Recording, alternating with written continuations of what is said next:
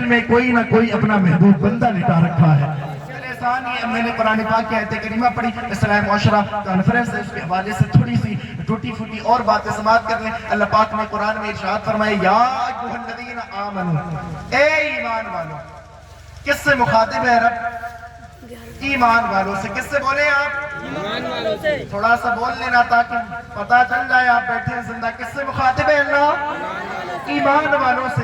ایمان والا کون ہوتا ہے؟ یہ سارے علماء سب میرے سر کے تاج ہیں، سب مجھ سے بڑے ہیں، بس کرسی پر اس لیے میں بیٹھا ہوں تاکہ آپ سے اچھی طرح مخاطب ہو سکوں۔ ورنہ آپ دیکھ رہے ہیں مولانا رضوان صاحب، مولانا عادل صاحب اور قاری ندیم اختر صاحب، مولانا تسلیم برکاتی، دیگر تمام تر ارباب منبر یہ بیٹھے ہیں، یہ سب مجھ سے بڑے ہیں، بس گفتگو کرنی ہے اس لیے میں سامنے بیٹھا ہوں۔ یہ سمجھ لیں، یہ آپ کو بارہا بتاتے ہوں گے کہ اللہ نے فرمایا ایمان والا کون ہے، تو قرآن میں بھی اللہ نے کہا قل ان کنتم تحبون اللہ فاتبعونی یحببکم اللہ ویغفر لکم ذنوبکم واللہ غفور رحیم۔ میں بھی محبوب اعلان کرو، اگر اللہ کو راضی کرنا چاہتے ہو نا تو پہلے محمد عربی کے در پر آنا پڑے گا۔ حضور نے خود اپنی زبان میں فرمایا لا یؤمن احدکم حتی اکون احب الیہ من والدہ وولدہ والناس اجمعین۔ سرکار فرماتے لوگوں اس وقت تک تم میں کوئی مومن نہیں ہو سکتا جب تک سب سے زیادہ مجھ سے محبت نہ کرے۔ یہ ہے ایمان والا، یہ ہے ایمان کی ڈیفینیشن۔ بندہ تب ایمان والا بنتا ہے جب سب سے زیادہ حضور سے محبت کرتا ہے۔ کس سے محبت کرتا بولے آپ ذرا؟ کس سے؟ زور سے بولے۔ حضور سے محبت کرتا ہے تب بنتا ہے وہ کامل ایمان والا، کامل مومن۔ لیکن اب آپ مجھے بتاؤ ذرا دل کے کانوں سے سننا گفتگو، اب مجھے بتاؤ میرے بھائی، اللہ نے ہم سے، میرا مولا جب بھی مخاطب ہوا اس نے کہا ایمان والو، ایمان والو، یہ تاج زرعی اللہ نے ہمارے سروں پر رکھا۔ میں آپ سے پوچھنا چاہتا ہوں میرے بھائی بتاؤ تو صحیح، ایمان والا تو وہ ہوتا ہے جو سب سے زیادہ حضور سے محبت کرتا ہے۔ آپ مجھے بتاؤ آپ نے کتنی حضور سے محبت کی، کتنی حضور کی محبتیں آپ کے دلوں میں پیوست ہیں، ہمارے دلوں میں کتنی حضور کی محبت ہے۔ خدا کی قسم ہم سے تو اتنا بھی نہ ہو سکا جس نبی نے فرمایا تھا قرۃ عینی فی الصلاۃ، نماز میری آنکھوں کی ٹھنڈک ہے۔ ہمارے دلوں میں ہم تو بڑا دعویٰ کرتے ہیں کہ حضور سے ہمیں بڑی محبت ہے، لیکن ہم نے کیا کیا صاحب حضور کے لیے؟ ہم سے اتنا نہ ہوا کہ وقت پہ جا کر کے نمازوں کو ادا کرتے، حضور کی آنکھوں کو ٹھنڈک پہنچاتے۔ ہم کہتے ہیں ہمیں حضور سے محبت ہے، میں کہتا ہوں کوئی محبت نہیں، یہ صرف جھوٹا دعویٰ کہ آپ کا۔ اگر آپ کو سچی محبت میرے مصطفیٰ سے ہوتی نا تو پھر دنیا کے گھنڈوں کے سیرت کو اپناتے نہیں نظر آتے، ان کو اپنا آئیڈیل نہیں مانتے، بلکہ سیرت مصطفیٰ کو اسٹڈی کرتے، اس کے بعد مصطفیٰ کی سیرت پر عمل کرتے نظر آتے۔ آپ نے کتنا کیا، آپ نے اپنی وضاحت کتنی اسلامی بنائی، آپ کے لباس بتاتے ہیں آپ اسلام کے ساتھ آپ کا کوئی تعلق نہیں ہے ایسا لگتا ہے، لیکن آپ کہتے ہو ہمیں حضور سے محبت ہے۔ مجھے ذرا سینے پہ ہاتھ رکھ کر کے بتا میرے بھائی تو نے کتنی محبت کی حضور سے؟ صرف دعویٰ حضور سے محبت کا کیا، لیکن شکل یہودیوں والی بنا ڈالی، شکل نصرانیوں والی بنا ڈالی۔ تو کہتا ہے مجھے حضور سے محبت ہے، لیکن تیرے چہرے سے لگتا ہے جیسے کسی اور مذہب کا ماننے والا ہے معاذ اللہ۔ تو کہتا ہے مجھے حضور سے محبت ہے لیکن نمازیں تجھے یاد نہیں ہے۔ تو کہتا ہے مجھے حضور سے محبت ہے، روزوں کے بارے میں مسائل سے تو آگاہ نہیں ہے۔ تو کہتا ہے مجھے حضور سے محبت ہے، تو نے کیا کیا حضور سے؟ تجھ سے تو اتنا بھی نہ ہو سکا جس نبی نے کہا تھا مسلمانوں اپنے چہروں پر داڑھی سجاؤ۔ خدا کی قسم اس لیے کہ جب کوئی بندہ اپنے چہرے پر اس طرح چلواتا ہے، بلیڈ چلواتا ہے، تمہیں تکلیف ہوتی ہو یا نہ ہوتی ہو، لیکن میرے مصطفیٰ کے سینے پر آری چلا کرتی ہے، اس لیے کہ میرے محبوب نے آپ سے اتنی محبت کی ہے۔ صاحب اٹھاؤ تاریخ ذرا پڑھو، میرے مصطفیٰ کریم علیہ السلام کی سیرت کو اوپن کر کے پڑھنے کی کوشش تو کرو۔ امی عائشہ فرماتی ہے میرے سرکار رات ہو جاتی نا تو میرے سرکار اپنا مسلح لیتے اور لینے کے بعد نکل جاتے غار میں، پتھروں میں جانے کے بعد میرے مصطفیٰ رات رات بھر اپنے رب کی عبادت میں مصروف رہتے، اللہ کو یاد کرتے اور یاد کرنے کے بعد کہتے تھے یا رب حبلی امتی، یا رب حبلی امتی، اے اللہ میری امت کو میرے حوالے کر دے، اے اللہ میری امت کو میرے حوالے کر دے۔ مجھے بتاؤ صاحب جس نبی نے آپ کے لیے راتوں میں اٹھ کر کے دعائیں مانگی ہو، غار میں جا کر کے پتھروں میں جا جا کر کے مصلے پر رو رو کر کے گڑگڑا کر کے جس نبی نے آپ کے لیے دعائیں کی ہو، آپ نے کیا کیا اس نبی کے لیے؟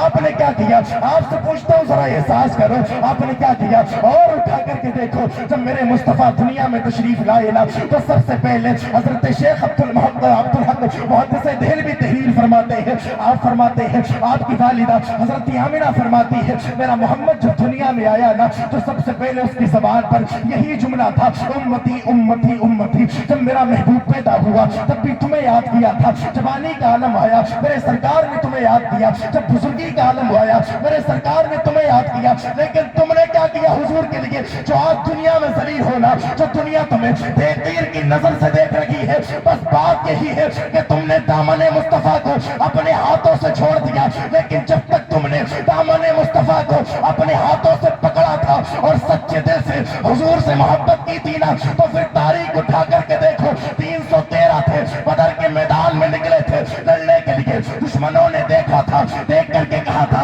او نبی کے 313 غلاموں تم کہاں جا رہے ہو؟ تم صرف 313 ہو لیکن سامنے والا لشکر 1000 کا ہے، تمہارے پاس کھانے کو کھانا نہیں ہے، پینے کو پانی نہیں ہے، جنگ کے لیے تلواریں نہیں ہے، کس بھروسے پر لڑنے کے لیے جا رہے ہو؟ تو ان 313 نے دشمنوں کی کلائی پکڑ کے کہا تھا تمہارا بھروسہ دنیا کے مال پر ہے، ہمارا بھروسہ آمنہ کے لال پر ہے۔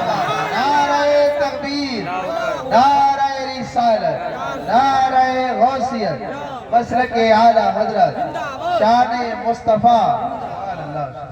بہت اچھا ہے کہ نہیں؟ تمہارا بھروسہ مدینے کے مال پر ہے، ہمارا بھروسہ آمنہ کے لال پر ہے۔ دشمنوں نے کہا تھا ڈر نہیں لگتا مرنے سے، تو سب نے ہاتھوں کو اٹھا کر کے اپنا پرچم بلند کر کے کہا تھا غلامان محمد جان دینے سے نہیں ڈرتے، یہ سر کٹ جائے یا رہ جائے کچھ پرواہ نہیں کرتے۔ یہ تھے ہم، پڑھو اپنی تاریخ اٹھا کر کے، کیا تھے ہم؟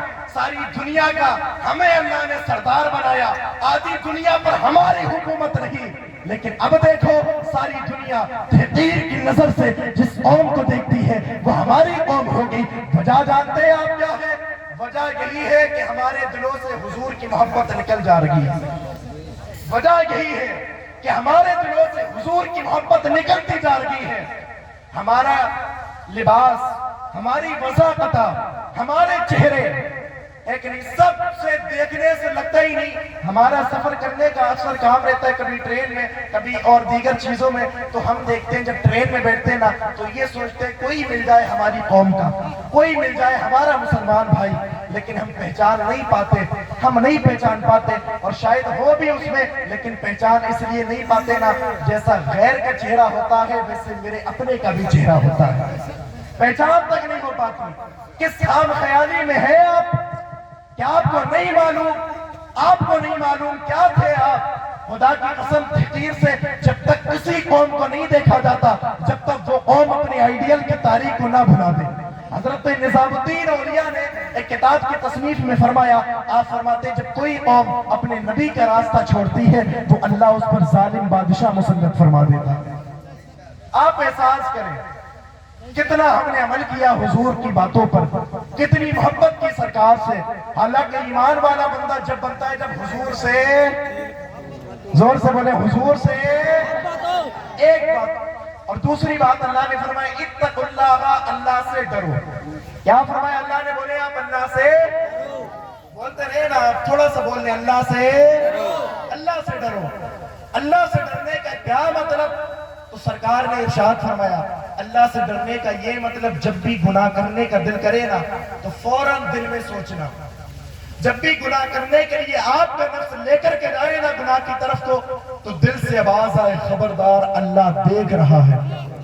بس یہ اگر عقیدہ پختہ ہو جائے نا ہمارا کہ اللہ دیکھ رہا ہے تو پھر گناہوں سے محفوظ رہیں گے۔ لیکن ہمارا تو یہ عقیدہ پختہ نہیں صاحب کہ اللہ دیکھ رہا ہے، صرف زبان سے دعویٰ ہے اللہ دیکھ رہا ہے۔ میں آپ سے کہتا ہوں اگر آپ کا عقیدہ یہ پختہ ہوتا کہ اللہ دیکھ رہا ہے تو خدا کی قسم جو آپ اپنا عقیدہ لیے پھرتے ہیں اور کہتے عقیدہ یہ ہے اللہ دیکھ رہا ہے، اور ہر سنی کا عقیدہ یہ ہے زبان سے کہتا ہے اور رکھنا بھی چاہیے، لیکن میں آپ سے پوچھتا ہوں صاحب آپ کا عقیدہ کیسا ہے کہ اللہ آپ کو دیکھ رہا ہے، اللہ دیکھ رہا ہے، اللہ اللہ دیکھ رہا ہے، لیکن یہ آپ کا عقیدہ تب کہاں چلا جاتا ہے جب آپ اذان کے وقت بستروں پر اپنی نیند پوری کر رکھے ہوتے ہیں۔ آپ کا یہ عقیدہ تب کہاں چلا جاتا ہے جب آپ دوسروں کی بہن بیٹیوں کو راستے کے موڑ پر کھڑے ہو کر کے تک رکھے ہوتے ہیں۔ تب آپ کا یہ عقیدہ کہاں چلا جاتا ہے صاحب جب راتوں میں لیٹ کر کے بستروں پر پوری رات دوسری غیر محرم لڑکیوں سے بات کرتے کرتے آپ کی رات گزر جاتی ہے۔ آپ کے تو عقیدہ ہے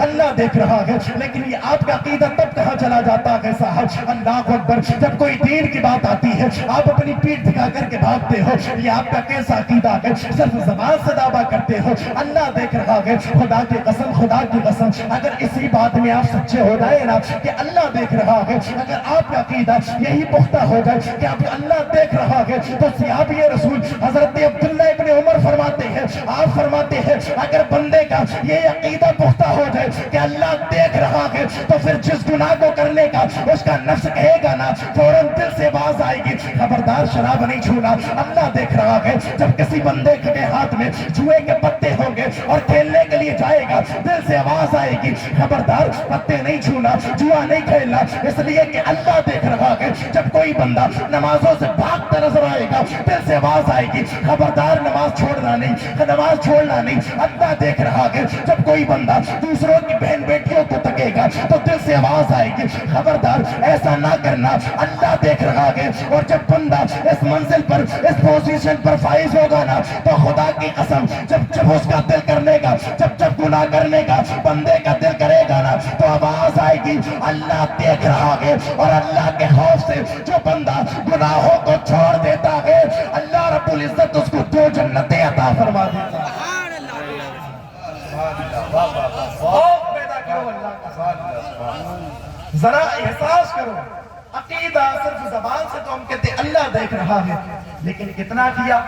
غریبوں کو دبا کر کے رکھا، غریبوں کو ہم نے ستایا، والدین کی قدر ہم نے نہیں کی۔ ہم کہتے اللہ دیکھ رہا ہے، اچھی بات ہے عقیدہ رکھنا چاہیے، لیکن میں صرف سوال میرا یہ ہے آپ کا عقیدہ اس وقت کہاں چلا جاتا ہے جب آپ لڑکی والے کے گھر جا کر کے جہیز کے نام پر انٹرنیشنل بھکاری بن کے 15 لاکھ مانگتے ہو، 10 لاکھ مانگتے ہو، کسی غریب کی بیٹی پر ظلم کرتے ہو، اس کے باپ پر ظلم کرتے ہو، تب آپ کا یہ عقیدہ کہاں چلا جاتا ہے؟ اور تم نے لڑکی والوں پر کیسا ظلم نہ کیا، خدا کی قسم ایسا رولا کر کے رکھا ہے۔ ہمارے معاشرے میں کیا کیا کمی بیان کی جائے، ایک ہنگامہ محشر ہو تو پھولوں اس کو سینکڑوں باتوں کرہنے کے خیال آتا ہے کون سی کمی ایسی ہے جو ہمارے معاشرے کے اندر گھر نہ کر چکی ہو۔ خدا کی قسم دوسروں کی مینڈوں پہ مینڈیں ہم نے کاٹ کے رکھی، غریبوں کو ستایا ہم نے، غریبوں کو دبایا ہم نے، لڑکی کے باپ پر ظلم ایسا کیا اللہ اکبر اس کو سانس تک لینے کا موقع نہ دیا۔ کوئی کہتا ہے 5 لاکھ لوں گا، میرا لڑکا بڑی اچھی فیکٹری میں ہے، کوئی کہتا ہے 10 لاکھ مجھے وہاں سے مل لگے ہیں، اگر اس سے زیادہ کوئی دے تب بات کر لو میرے لڑکے کی، تب میں شادی کرنے کے لیے تیار ہوں۔ وہ تمہیں خدا کا واسطہ تمہیں نہیں معلوم ہے ہندوستان کی تاریخ کیا کہتی ہے، ہندوستان کی میڈیا کیا کہتی ہے۔ ایک ریسرچ میں نے پڑھی، ایک نے ریسرچ کی اور ریسرچ کرنے کے بعد کہا تھا آج جو مسلمانوں کی لڑکیاں غیر مسلموں کے ساتھ بھاگ رہی ہے، ارتداد کو جو بچیاں شکار ہو رہی ہے اس قصے سے بچا گئے ہیں۔ مسلمانوں نے اپنی شادیوں میں اتنے فضول خرچی کرنا شروع کر دی۔ جب تاریخ پڑے گی اللہ اکبر، جب تاریخ پڑے گی خرچہ لڑکی کے باپ کا ہوگا، جب دیکھنے آئے گا لڑکے والا خرچہ لڑکی کے باپ کا ہوگا، جب شادی آئے گی تب بھی دوگنا خرچہ لڑکی کے باپ کا ہوگا۔ ایسی غلط رسمیں ہم نے اپنے معاشرے کے اندر لاگو کر کے رکھی، اس کی وجہ یہ نکلی، اس کا بینیفٹ تمہیں یہ ملا، اس کا بدلہ یہ ملا۔ جن بیٹیوں کے سینوں میں عشق رسول تھا، جب اس نے دیکھا یہ معاشرہ ایسا ہے ہمارے باپ پر ظلم کرتا ہے، ہماری ماں پر ظلم کرتا ہے، جب سے ہم پیدا ہوئے ہیں میرے باپ نے کبھی چین کی نیند نہیں سوئی ہے، جب سے میں پیدا ہوئی ہوں اللہ اکبر میرے باپ نے کبھی بھی اچھا کھانا نہیں کھایا میرے لیے، اچھا پہنا نہیں میرے لیے، لیکن سب کچھ میرے باپ نے میرے لیے چھوڑ دیا۔ اس معاشرے نے کیا دیا میرے باپ کو؟ زندگی بھر کی ٹینشن دی، زندگی بھر کی ٹینشن میرے باپ کے لیے، آرام نام کی کوئی چیز نہیں رکھی۔ اور ریسرچ کیا کہتا ہے؟ وہ کہتا ہے جو مسلمانوں کی لڑکیاں غیروں کے ساتھ بھاگ رہی ہے وجہ یہی ہے جب ان کی بچیاں بڑی ہوتی ہیں، کسی کی 4 ہوتی ہے، کسی کی 5 ہوتی ہے، ایک غریب باپ ہے کماتا ہے 400 کماتا ہے 500، لیکن 10 لاکھ 4 بیٹیوں کو کہاں سے لا کر کے के देखा, अब बेटियों ने देखा बाप के पास इतना माल भी नहीं है, इतना पैसा नहीं है, बस यही सोच के बच्चियां गैर मुस्लिमों के साथ भागने लगी, इर्तिदाद के शिकार होने लगी। आपको नहीं मालूम है 2018 से लेकर के अब तक की आप तारीख पढ़ के देख लें, तकरीबन 60,000 बच्चियों ने अपना दीन बदल करके रख दिया। इसका जिम्मेदार कौन है? कौन जिम्मेदार है इसका? हमारा मुआशरा जिम्मेदार है, हम खुद जिम्मेदार है। अगर बेटी के बाप पर हमने इतना जुल्म ना किया होता तो वो बच्चियां मजहब इस्लाम में पल लगी होती, लेकिन भागी दूसरों के साथ। हमने रोना रोया, हमारी बच्चियां भाग रही है। अगर चाहते हो आपकी बच्चियां आपके मजहब पर कायम रहे तो आज ही से अपने मुआशरे की तमाम तर शादियों में होने वाली खुराफातों को खत्म करो, फिर तुम्हें हर बच्ची सीरत फातिमा पे अमल करने वाली नजर आती है। क्या नहीं किया हमने? सता करके रखा, जुल्म करके रखा। मेरे भाई क्या समझते हैं, क्या समझते हैं यहाँ पर तो चैन की जिंदगी जी सकते हैं, लेकिन मैदान महशर में कैसे आप मुंह दिखाएंगे, कैसे जवाब देंगे हुजूर को? आपने हुजूर की उम्मत पर क्या जुल्म नहीं किया? आपने नींदें उड़ा करके रखी लोगों की, आपने गरीबों को सता करके रखा, फिर कहते हो अल्लाह देख रहा है। वो अकीदा ये रखना जरूर कि अल्लाह देख रहा है, लेकिन जब भी गुनाह करने का दिल करे ना, जबान दिल से सदा आनी चाहिए, दिल से आवाज आनी चाहिए, अल्लाह देख रहा है। बस थोड़ी देर की गुफ्तगू, एक बात और सुन लें, उसके बाद मैं गुफ्तगू आखिरी मोड़ पर ले जाऊंगा, इसलिए मेरे बात भी और है, थोड़ी सी बात और कर लोगे तो जरा सुभान अल्लाह। सुभान अल्लाह। ये जो कमियां हमारे मुआशरे के अंदर है ना, ये जो नए नए अमीर होते हैं ना, इनकी बड़ी ये फैलाई हुई है। इसलिए कि नए आदमी को अगर कोई चीज मिल जाए ना तो फिर वो छोटे को अपनी नजरों में लाता ही नहीं है, हाँ नहीं लेकर के आता। अभी वो हमारे इधर एक हाजी साहब है, अभी पिछली साल हज करके आए, जब से वो बंदा हज करके आया ना, तो जब से कभी मौलाना साहब कह के बात ही नहीं करता, जब भी बोलता है तो मौलाना करके बात करता है। हाँ, मौलाना साहब ही वो भूल गया, उससे पहले कहता था, लेकिन अब वो साहब लगा नहीं भूल गया, इसलिए कि वो मदीना शरीफ जाकर जन्नत का सर्टिफिकेट लेकर के आ गया, अब वो कहना ही भूल गया। तो बड़े बड़े जो नए नए होते हैं ना, उन्हें बड़ा तकब्बुर होता है, बड़ी तेज उड़ने की कोशिश करते हैं, लेकिन उन्हें क्या मालूम जो जितनी तेज उड़ने की कोशिश करता है, अल्लाह जब पटकता है तो फिर कोई संभालने वाला नहीं रहता है।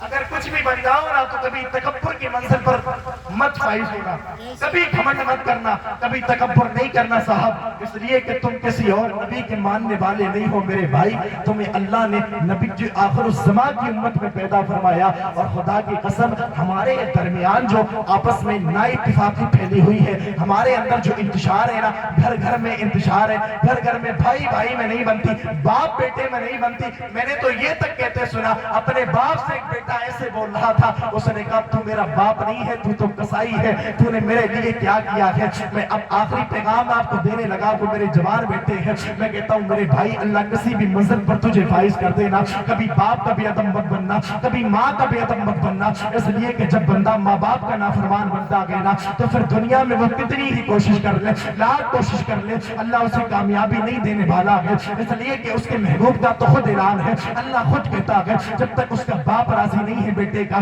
जब तक बेटे से बेटे की मां नाराज है, जब तक अल्लाह भी राजी नहीं होने वाला है। और तुम्हें क्या नहीं पता, तुम कह देते हो, मुंह उठा करके बोल देते हो अपने बाप से तूने मेरे लिए क्या किया है। वो जरा याद कर उस वक्त को जब तू छोटा सा था, 2 साल का था, तेरे बाप ने क्या नहीं किया। जब से तू घर पे पैदा हुआ, तेरे बाप ने अपनी पसंद का खाना छोड़ दिया, तेरी माँ ने अपनी पसंद का पहनना छोड़ दिया। तेरा बाप निकलता था सुबह मंडी में जाने के बाद, वहां कुली की तरह खड़ा होता था, इसलिए तेरा पेट पालने के लिए, तेरा पेट भरने के लिए। उसने क्या ना किया, दूसरों की गालियां सुनी तेरे बाप ने तेरे लिए, दूसरों की ठोकर खाई तेरे बाप ने तेरे लिए। वो यार क्या ना किया, आज बड़े उससे जवान के देते अपने बाप से, तूने मेरे लिए क्या किया। वो जरा पीछे की हिस्ट्री को पढ़ करके तो देख, जब तू छोटा था, जब तुझे बोलना नहीं आता था, तेरे बाप ने उन्हीं की पकड़ के तुझे बोलना सिखाया था। जब तुझे पढ़ना नहीं आता था, तेरा स्कूल में एडमिशन तेरे बाप ने कराया था। आज जवान कहता है अपनी माँ से, तूने मेरे लिए क्या किया है।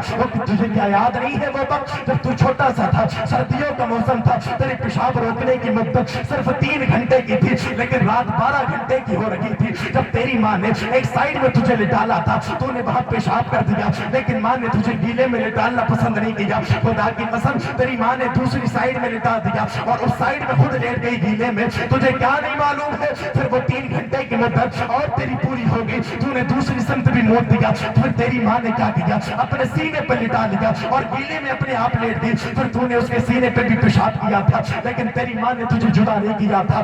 آج تیری ماں اگر بوڑھی ہوگی تو کہتا ہے میری ماں پر بستر الگ کر لے. اگر تو گھانستی ہے تو میرے بچوں کی نیند میں خلل پیدا ہوتا ہے, میری بیوی کی نیند میں خلل پیدا ہوتا ہے. وہ یار کا تو نے بھوجن سارے بھلا دیے. تو تیری ماں نے تیرے لیے اتنی قربانیاں دی تھی, تیرے باپ نے تیرے لیے ایسی ایسی قربانیاں دی. خدا کی قسم اپنا کھانا چھوڑا تیرے لیے. تیری ماں نے اپنی خوشی پر تیری خوشی, اپنی خوشی کو قربان کر دیا تیری خوشی پر. تجھے کیا یاد نہیں ہے وہ تمہیں خدا کا واسطہ کبھی اپنے والدین کو نہ جھڑکنا, اس لیے کہ بزرگوں نے فرمایا ہے اگر کوئی بندہ ایک مرتبہ اپنے والد سے یا والدہ سے اونچی آواز سے بات کرتا ہے, ہو سکتا ہے اللہ اس کے سارے عمل بیکار کر دے, ہو سکتا ہے اللہ اس کے سارے عمل اٹھا کر کے اس کے منہ پہ مار دے. وہ اسلام معاشرہ میں آنے والوں تم سے پیغام دے کر کے جاتا ہے کبھی بھی والدین سے اونچی آواز میں بات نہ کرنا, اس لیے کہ اگر والدین بندے سے ناراض ہوتے ہیں تو اللہ بھی ناراض ہوتا ہے. اگر چاہتے ہو اللہ بھی راضی ہو اور مصطفیٰ بھی راضی ہو تو آج ہی سے اپنے باپ کو راضی کر لو. ادھر تیرا باپ راضی ہوگا, ادھر مدینے کا رسول پاک راضی ہو جائے گا. لیکن کرو ان کو راضی, ان سے محبتیں کرو. ایک حدیث پاک حضور کی بڑی مشہور ہے, حضرت ابن عباس رضی اللہ تعالی عنہما سے مروی ہے. آپ فرماتے ہیں حضور نے فرمایا من اصبح مطیعا للہ فی والدی اصبح له بابان مفتوحان من الجنہ ان کان واحدۃ فواحدہ ومن اصبح عاصیا للہ فی والدی اصبح له بابان مفتوحان من النار ان کان واحدۃ فواحدہ. قال رجل وان ظلماه قال وان ظلماه وان ظلماه وان ظلماه. آخری مرتبہ کہتے ہیں کہ ذرا سبحان اللہ. سبحان اللہ. مسلم شریف کی حدیث پاک حضرت ابن عباس رضی اللہ تعالیٰ عنہ فرماتے ہیں حضور نے ارشاد فرمایا جب کوئی بندہ, حضرت بس آخری بات ہے کہ نہیں, حضور نے ارشاد فرمایا جب کوئی بندہ آخر توجہ سے سننا میری بات, والدین کو جھڑکنے والے ذرا غور سے سنو. حضور نے فرمایا جب کوئی بندہ اس حالت میں صبح کو اٹھتا ہے کہ اس کے والدین اس سے راضی ہوتے ہیں تو اللہ تعالیٰ اس کے لیے جنت کے 2 دروازے کھول دیتا ہے. ان کانا واحدۃ فواحدہ. حضور فرماتے ہیں ان میں سے اگر ایک حیات ہوتا ہے تو اللہ ان کے لیے جنت کا 1 دروازہ کھول دیتا ہے. ایک حدیث کا پہلو یہ, لیکن دوسری جانب پھر پڑے حدیث. حضور ارشاد فرماتے ہیں نعرہ رسالت, نعرہ غوثیت, علماء اہل سنت, علامہ تحسین رضا برکاتی, شاعر اسلام تسلیم رضا صاحب. سبحان اللہ, ماشاءاللہ. ماشاءاللہ. آپ دیدار کریں, یہ اللہ والوں کی جماعت منبر رسول پر موجود ہے. میری بات آپ کو بہت اچھی آتی ہے اور باتیں سننا ہے, بس کہہ دیں ایک مرتبہ سبحان اللہ. سرکار فرماتے ہیں من اصبح مطیعا للہ فی والدی اصبح له بابان مفتوحان من الجنہ ان کان واحدۃ فواحدہ. حضور فرماتے ہیں کوئی بندہ صبح اس حالت میں کرتا ہے کہ اس کے والدین اس سے راضی ہو تو اللہ اس کے لیے جنت کے 2 دروازے کھولتا ہے. ان کان واحدۃ فواحدہ, اگر ان میں سے ایک حیات ہے اور وہ اس سے راضی ہے تو اللہ اس کے لیے جنت کا 1 دروازہ کھول دیتا ہے. اور دوسرا رخ حدیث پاک کا حضور نے فرمایا, اب ذرا غور سے سننا بات. حضور فرماتے ہیں ومن اصبح عاصیا للہ فی والدی اصبح له بابان مفتوحان من النار ان کان واحدۃ فواحدہ. حضور فرماتے ہیں جب کوئی بندہ صبح اس حالت میں کرتا ہے کہ اس کے والدین اس سے ناراض ہیں تو اللہ اس کے لیے جہنم کے 2 دروازے کھول دیتا ہے. 2 دروازے کھولتا ہے اللہ صبح اگر والدین بندے سے ناراض ہے تو اس لیے خدا را مہربانی کرے. اور اچھا ایک شخص سے پوچھا حضور قال رجل وان ظلمہ, ایک شخص نے کہا حضور اگر والدین ظلم کرے تب کیا حکم ہے؟ سرکار نے 3 مرتبہ فرمایا وان ظلمہ وان ظلمہ وان ظلمہ. سرکار فرماتے ہیں اگرچہ ظلم کریں, اگرچہ ظلم کریں, اگرچہ ظلم کریں, لیکن ہر حال میں تیرے اوپر ان کی تعظیم واجب ہے. تو آج سے عہد کیجئے گا اگر جس کے والدین ناراض ہونا تو پکڑ لے جا کر کے اپنے والد کے قدموں کو, پکڑ لے جا کر کے اپنے ماں کے قدموں کو, اور قدموں کو پکڑنے کے بعد کہے ماں جب تک تجھے ناراض کیا تھا لیکن آج کے وقت تیرا بیٹا تجھ سے وعدہ کرتا ہے کبھی تیرا دل نہیں دکھائے گا.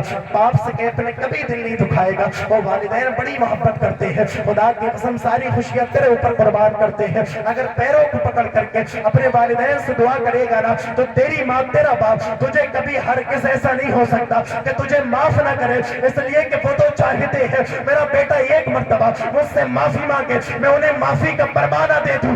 آج بھی جا کر کے اپنی ماں کے قدم پکڑ کے کہنا ماں جب تک ناراض کیا تھا لیکن آج حضور کی محفل میں بیٹھنے کے بعد ایک غلام نے بتایا تھا ماں کو ناراض نہیں کرنا, باپ کو ناراض نہیں کرنا. ماں تجھ سے کہتا ہوں آج کے بعد کوئی جملہ تیری شان کے خلاف نہیں نکالوں گا. او خدا کی قسم, ادھر تیرا پیر پکڑنا ہوگا, ادھر تیری ماں بھی تجھے معاف کرے گی, تیرا باپ معاف کرے گا, اور جب یہ دونوں تجھ سے راضی ہو جائیں گے تو پھر اللہ بھی تجھ سے راضی ہوتا نظر آئے گا. بس گزارش یہ ہے ان کو کبھی ناراض نہیں کریں اور حضور کی سنتوں پر عمل کرنے کی کوشش کریں. والدین کا ادب کریں, بڑوں کا ادب کریں. وقت چھوٹا, وقت میں گنجائش ہوتی تو پھر اور گفتگو ہوتی کسی اور موقع پر ہو جائے گی انشاءاللہ. بس دعا یہ کرتا ہوں اللہ ہم سب کو ساری باتوں پہ عمل کرنے کی توفیق عطا فرمائے. اللہ ہم سب کو حضور کا سچا پکا امتی بن کر کے زندگی